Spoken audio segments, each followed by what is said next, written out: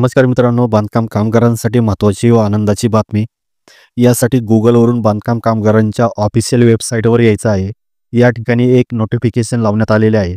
ते म्हणजे मंडळाच्या आदेशानुसार दिनांक 5 फेब्रुवारी 2025 पासून तालुका सुविधा केंद्रात डाटा एंट्रीचे कामे बंद करण्यात येत आहे.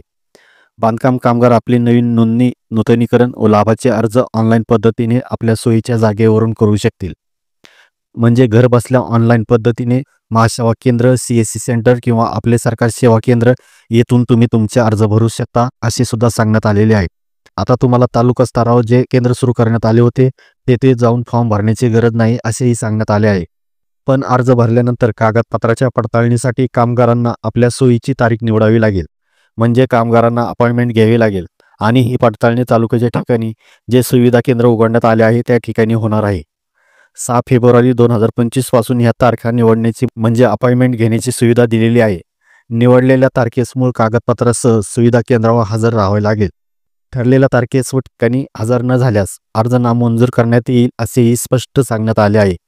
दुसरा महत्त्वाचा करण्यात आलेला बदल म्हणजे लाभाच्या कागदपत्राच्या पडताळणीसाठी जागा व तारीख निवडण्याबाबत ज्या लोकांनी IWBMS प्रणालीमध्ये कागदपत्राच्या पडताळणीसाठी अगोदरच तारीख घेतलेली आहे त्यांची ती तारीख रद्द करण्यात आलेली आहे.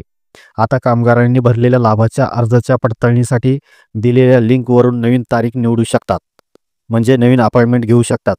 रद्द झालेल्या तारखेऐवजी नवीन तारीख निवडण्यासाठी चेंज क्लेम अपॉइंटमेंट डेट या बटनावर क्लिक करावे. सिस्टम तुम्हाला तुमचा नोंदणी क्रमांक विचारेल. नोंदणी क्रमांक भरल्यानंतर तुम्ही रजिस्टर केलेल्या मोबाईल नंबरवर एक OTP येईल. OTP पडताळणीनंतर तुम्हाला ज्या लाभाच्या अर्जाची तारीख बदलायची आहे त्या अर्जाचा पोच पावती क्रमांक भरावायचा आहे. त्यानंतर तुम्ही त्या अर्जाच्या कागदपत्राच्या पडताळणीसाठी जागा व तारीख निवडू शकता. त्यानंतर अर्ज प्रणालीमध्ये सबमिट करू शकता.